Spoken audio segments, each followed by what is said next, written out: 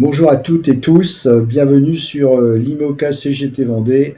Un autre regard s'impose. Demain, ce seront les 50 ans de la loi Veil. Mais le combat pour le droit de choisir est toujours d'actualité. Le 17 janvier 1975, l'interruption volontaire de grossesse IVG est autorisée par la promulgation de la loi dite la loi Veil. Depuis, la loi constitutionnelle du 8 mars 2024, où la France est devenue le premier au monde à intégrer la notion de l'IVG dans l'article 34 de sa constitution, la loi détermine les conditions dans lesquelles s'exerce la liberté garantie à la femme d'avoir recours à une interruption volontaire de grossesse. C'est une grande victoire pour toutes les personnes qui défendent ce droit en France et dans le monde, car ce qu'une loi, seule une loi peut le défaire, et cela sauf si des principes constitutionnels s'y est. Mais pour en arriver là, il a fallu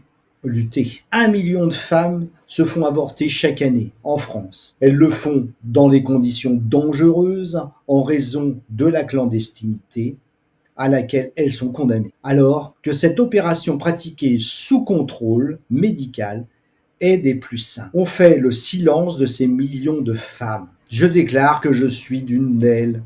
Je déclare avoir avorté. De même que nous réclamons le libre accès aux moyens anticonceptionnels, nous réclamons l'avortement libre.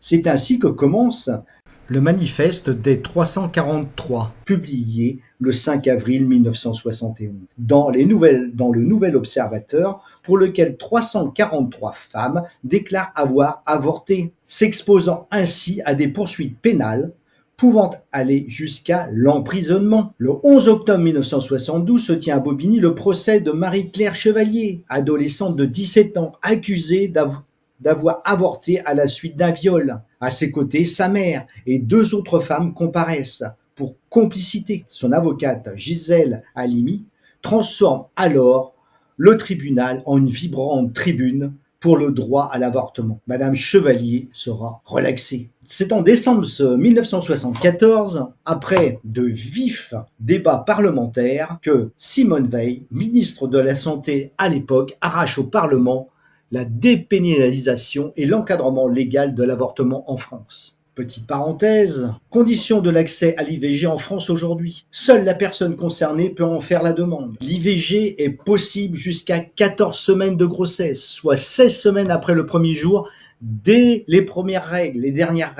L'IVG est prise en charge à 100% par l'assurance maladie, avec dispense totale d'avance de frais pour les femmes assurées sociales, les mineurs et les bénéficiaires de l'aide médicale de l'État. Une personne mineure n'a pas besoin d'une autorisation parentale pour avorter, mais doit être accompagnée d'une personne majeure de son choix. Il est possible de bénéficier d'un anonymat total pour cet acte. Il n'est pas nécessaire d'avoir la nationalité française pour avorter en France. Il est aussi possible de réaliser une IVG médicamenteuse en téléconsultation. Fin de la parenthèse. Partout dans le monde, les droits des femmes et l'égalité de genre sont des enjeux d'équilibre politique. Des États jugés avant-gardistes peuvent basculer dans l'obscurantisme. Preuve en est l'annulation par la Cour suprême des États-Unis de l'arrêt Roe vs Wade qui permet la remise en cause du droit à l'avortement par les États. Des mots existent aujourd'hui pour rendre visibles les acteurs et les politiques qui cherchent